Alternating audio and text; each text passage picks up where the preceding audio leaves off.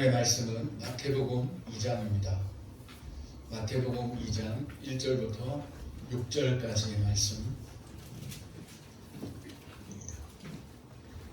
마태복음 2장 1절부터 6절까지의 말씀, 믿음을 함께 선포하겠습니다. 헤롯 왕 때에 예수께서 유대 베들레헴에서 나시매 동방으로부터 박사들이 예루살렘에 이르러 말하되 유대인의 왕으로 나신 이가 어디 계시냐? 우리가 동방에서 그의 별을 보고 그에게 경배하러 왔노라 하니 헤롯 왕과 온 예루살렘이 듣고 소동한지라. 왕이 모든 대제사장과 백성의 서기관들을 모아 그리스도가 어디서 나겠느냐 물으니 이르되 유대 베들레헴이오니 이는 선지자로 이렇게 기록된 바 또 유대 땅 베들레헴아 너는 유대 보울 중에서 가장 작지 아니하도다. 내게서 한 다스리는 자가 나와서 내 백성 이스라엘의 목자가 되리라 하였음이니이다.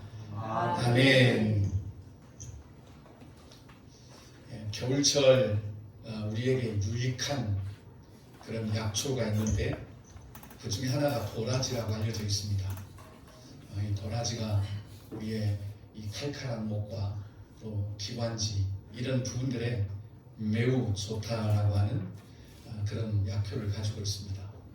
그런데 이 도라지 중에서도 여러분 절벽 도라지가 있습니다. 절벽 도라지. 그건 뭐 우리가 재배할 수 있는 도라지도 아니고 그 벼랑끝 낭떠러지 그 바위 틈새에서 자라는 그런 도라지입니다. 그 도라지는 정말 약효가 너무 좋답니다. 그래서 그 도라지는 특별 주문해요. 특별 주문을 받은 그 절벽 도라지를 캐는 약초꾼들이 막 50m 줄을 타고 내려가서 겨우 한 뿌리를 이제 캐는 그런 정도입니다. 그래서 어떤 도라지는 그 바위 틈에 뿌리를 너무 깊이 내려서 도무지 뽑을 수 없는, 그래서 그냥 그대로 아깝지만 그냥 내버려 두고 오는 경우도 있고 그렇습니다. 그 바위 틈에서 생존하려고 얼마나 몸부림쳤겠습니까? 그 생명의 씨가 발아해서 그 척박한 흙도 요만큼밖에 없는 거기에 자신의 생명의 뿌리를 내리고 또 어떤 나무 밑이나 이렇게 바람을 피할 수 있는 것도 아니고 모든 게 다 노출된 그런 험한 바람, 모든 추위 이런 것들을 다 이겨냈기 때문에 그 약효가 다른 도라지에 비해서 월등히 높다고 하는 그런 이야기죠. 그런데 이 도라지가 처음부터 나는 좀 약효 좋은 도라지가 될 거야 하고 그 벼랑끝 낭떠러지에서 산 것은 아니라고 합니다. 새들이 이 도라지 씨를 거기다가 그냥 물어다 놓은 거예요. 그러니까 어쩔 수 없이 거기 도라지도 태어난 거예요. 그 벼랑 끝에 거기서. 어느 날 생명이 깨어나다 보니까 이건 절벽인 거예요. 벼랑 끝인 거예요. 그래도 어쩝니까? 살기는 살아야 되니까 그 생명의 뿌리를 막 바위 틈으로 비집고 들어가서 겨우 생존하는 것이 바로 절벽 도라지입니다. 저는 이 도라지 이야기를 들으면서 우리 2019년의 삶이 꼭 절벽 도라지 같지 않나 이런 생각을 해보았어요. 우리도 참 2019년은 시련도 있고 바람도 많고 또 여러 가지 그런 풍파도 있었고 그렇습니다. 그런데 우리도 어쨌든 믿음의 생명을 뿌리내리고 또 1년을 이렇게 살아왔습니다. 그러니 여러분들의 믿음의 약효도 되게 좋을 거라고 생각합니다. 여러분들도 비쌉니다. 여러분들의 믿음도 비싼 믿음이고 그렇게 우리가 시련을 이기고 또 견디어낸 믿음은 그 믿음의 효력이 저는 굉장히 좋을 줄로 그렇게 생각합니다. 우리가 아가서 했지요. 아가서 보면 벼랑 끝 사랑이라고 여러분 기억나시죠? 그 벼랑 끝에 있는 한 송이 꽃을 주님이 사랑하시고, 우리도 그래요. 이 일련의 삶이 벼랑 끝 삶과 같고, 또 절벽에서 살려고 몸부림치는 그런 절벽 도라지와도 같지만, 그걸 우리가 이겨내는 믿음이야말로 정말 믿음의 효력이 주고 그런 그리스도인이지 않겠는가. 도라지도 뭐 지가 거기 살고 싶어서 산 게 아니고, 우리도 그렇게 벼랑 끝 삶을 살고자 하는 사람은 아무도 없을 겁니다. 벼랑 끝 그런 절벽의 삶을 살면 우리 믿음이 정말 좋아진다라고 성경에 기록되어 있다 할지라도, 그런 삶을 스스로 택하는 사람은 아마 없을 거예요. 누군가 나를 절벽으로 몰아넣었든지, 아니면 내가 좀 잘못해서 벼랑 끝에 몰렸다든지, 또 아니면 예수님처럼 성령이 어느 날 갑자기 광야로 몰아가신 것처럼, 그렇게 우리가 이번 한 해 동안 벼랑 끝 이 절벽으로 몰려서 살아왔을 수도 있습니다. 그렇지만 우리가 뭐 인생 모든 게 내가 살고 싶은데 그렇게 사라집니까? 내 평생 소원이 대전 이상에서만 살았으면 좋겠다 하는 거였어요, 저는. 근데 뭐 대전 이상은커녕 아직도 지금 여기 우리가 살고 있지 않습니까? 우리 삶이 그런 겁니다. 내가 살고 싶은데 살 수 있는 것도 아니고, 어떻게 하다 보니까 이렇게 그냥 내 살아집니다. 하지만 내게 주어진 거기에 최상의 우리가 믿음의 뿌리를 내리고, 절벽 도라지처럼 생명의 뿌리를 내리고 살아간다면, 또 그만큼의 가치와 또 영광이 우리에게 있을 것입니다. 그래서 우리는 11년의 삶을 그렇게 외면하지 않습니다. 가장 믿음과 신앙이 좋았던 때가 그 엄청난 핍박을 피해서 땅속에 동굴을 파고 살았던 카타콤 시대 아닙니까? 햇볕도 보지 못하고, 누가 죽으면 양직하는 곳에 묻어주지 못하고, 죽은 시체들과 함께 살아가야만 되는 그 카타콤 생활, 엄청 믿음이 좋은 거고요. 지금도 믿음의 통제를 받고 또 예수 믿는 게 발각되면 죽음에 넘겨지는 저 우리 북녘 땅에 있는 그리스도인들, 엄청 믿음의 효력이 좋습니다. 정말 죽으면 죽으리라 하는 그런 믿음으로 그들은 찬송하고 기도하고 그렇습니다. 그들은 이불을 뒤집어 쓰고 흐느껴 울며 기도하고 있고 그렇습니다. 그래서 우리 믿음이라는 것은 항상 이 도전 속에 응전을 하면서 너무 편하면 우리의 믿음은 연약해집니다. 그러나 적절한 시련과 환난의 바람을 맞고 우리의 믿음이 견고해질 때 우리의 믿음은 효력을 발휘하게 되는 겁니다. 우리가 믿는 예수 그리스도, 결코 이 땅에 오셔서 호요식하지 않고 제대로 편하게 잠도 못 주무셨고, 마지막 일생까지 우리에게 모든 것을 쏟아내시기 위해서 그분은 삶을 살으셨습니다.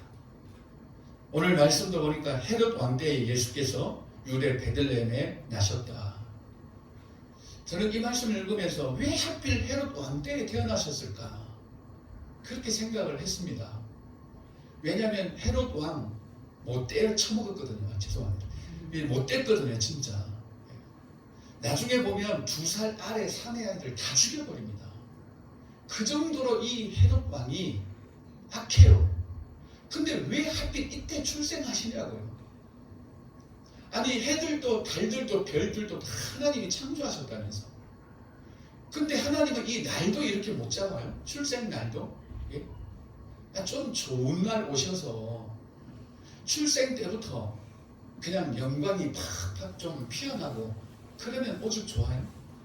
그런데 헤롯 왕 때에 태어나 참 우리가 표현할 때는 기구한 운명이다 이렇게 표현할 수도 있겠지만 어쨌든 예수님 이렇게 험난한 때에 태어나셨고 그것도 베들레헴에서 태어나셨습니다.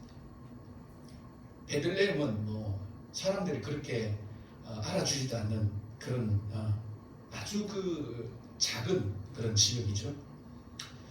하지만 예수께서 이렇게 헤롯 왕대 베들레헴에서 태어나신 것은 말씀을 이루려고 하신 거죠.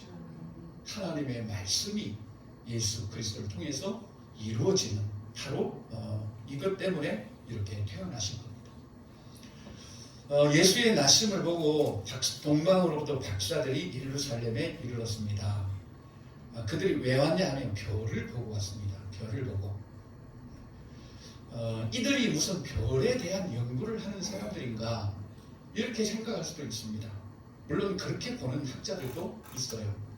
그들이 별을 연구하다가 일반 별하고는 다른 별을 발견하고 그들이 이 별을 따라왔다라고 하지만 마태는 그런 정도로 이 성경을 기록하지는 않고 있습니다.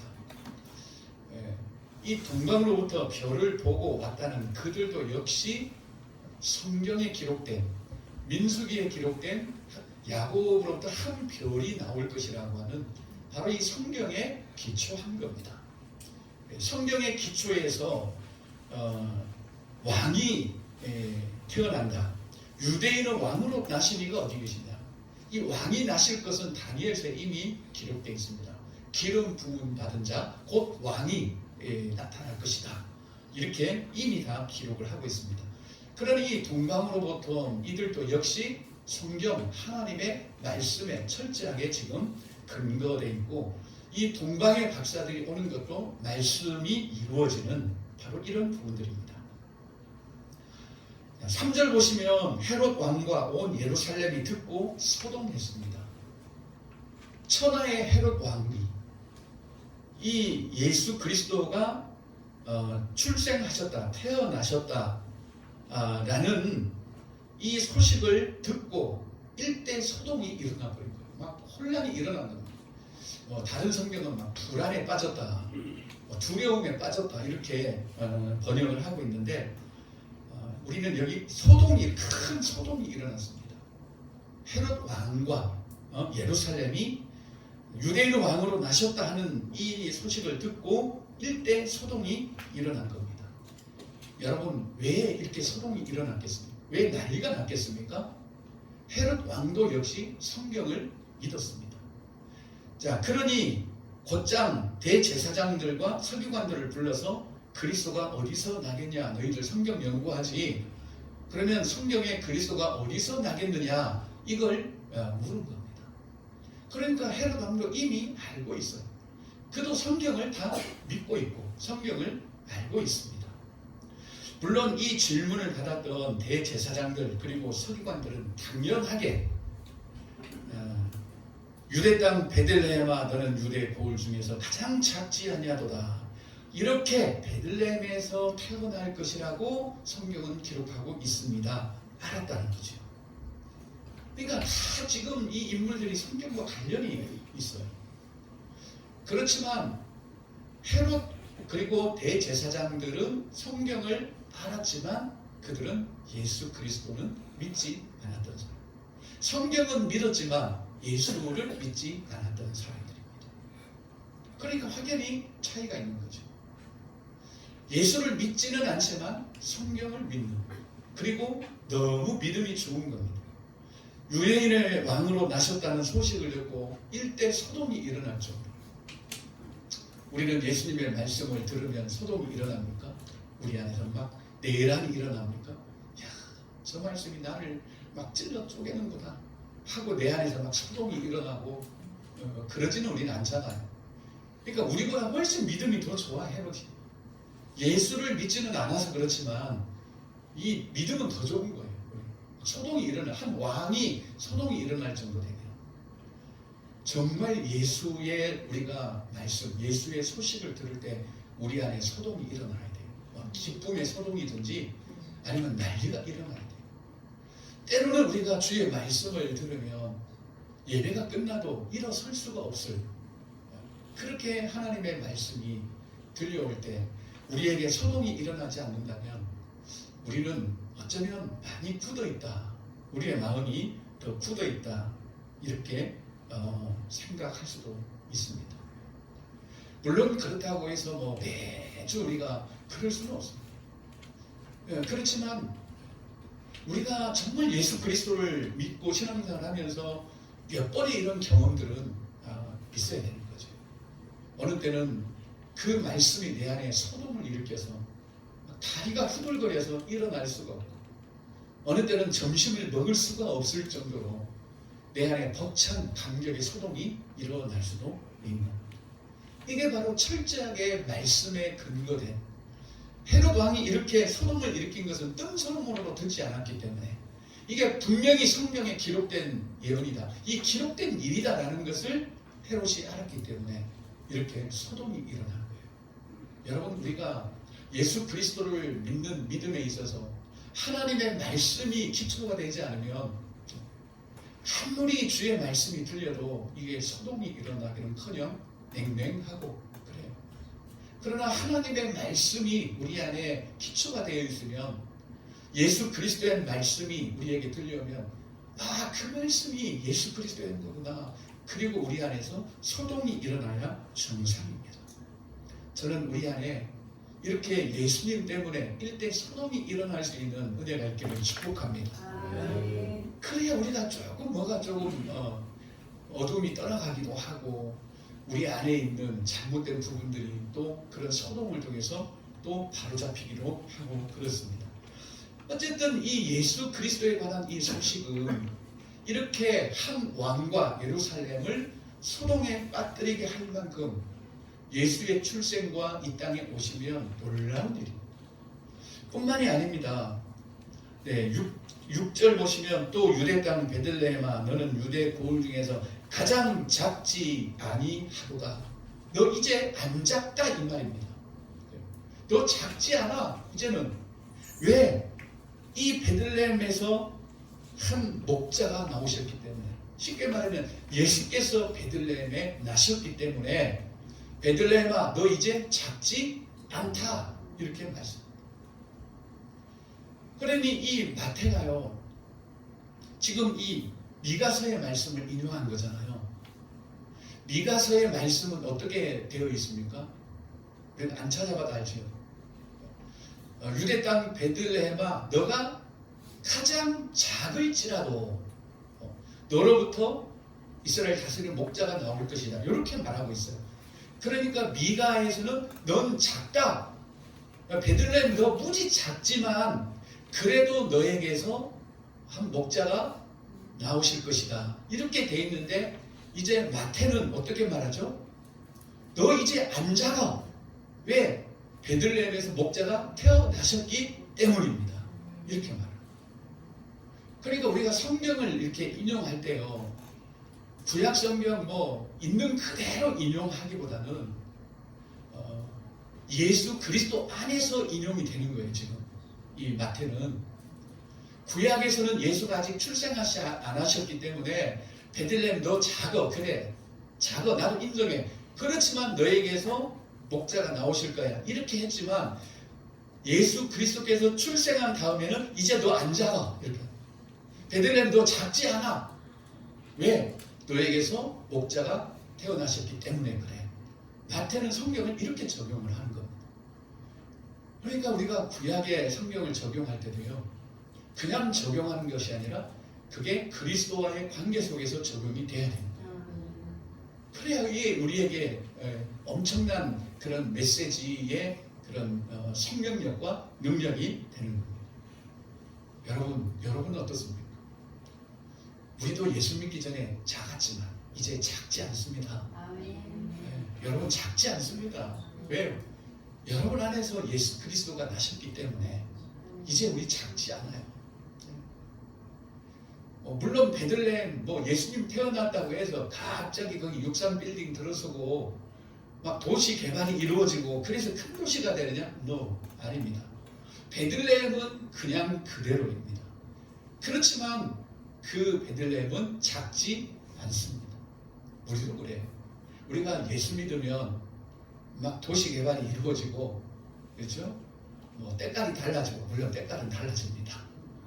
우리 집이 막 평수가 넓어지고, 우리가 저 여의도로 막 이사가고, 저 해운대로 센텀으로 막 이사가서 의리랜데 살고, 이렇게 커지는 것이 아니라, 크다 작다라고 하는 것은요, 세상의 기준이 아닙니다.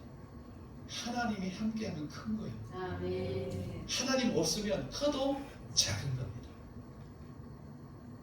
세상의 기준으로 하면 안 되는 거죠. 여러분은 큽니다. 네. 옆에 분 한번 보세요. 작습니까? 아직도? 만만하십니까? 아니죠. 이제 작지 아니하도다. 네. 저는 딱 이걸 한번 여러분들에게 시키고 싶은데 여러분 쑥스러워서 못하실까 봐서 나중에 한번 하세요. 집사님은 작지 않습니다. 그렇게. 그러면 뭐라 그러세요? 그러면서 날 무시해? 이러면 또 안 되겠지요.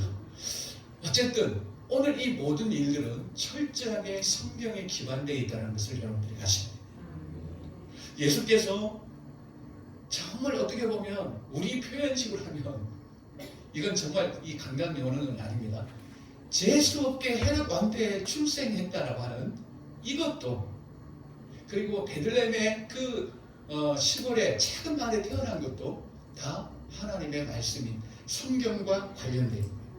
동방의 박사들이 한 별을 보고 온 것도 성경과 관련이 다 되어 있고, 헤롯 왕이 이 소식을 듣고 소동한 것도 그가 성경을 알았고 또 성경에 그리스도가 오신다는 것을 믿었기 때문이고, 대제사장들도 베들레헴에서 다스릴 목자가 나올 거라고 이렇게 말한 것도 그들은 철저히 성경에 기반되어 있다는 겁니다.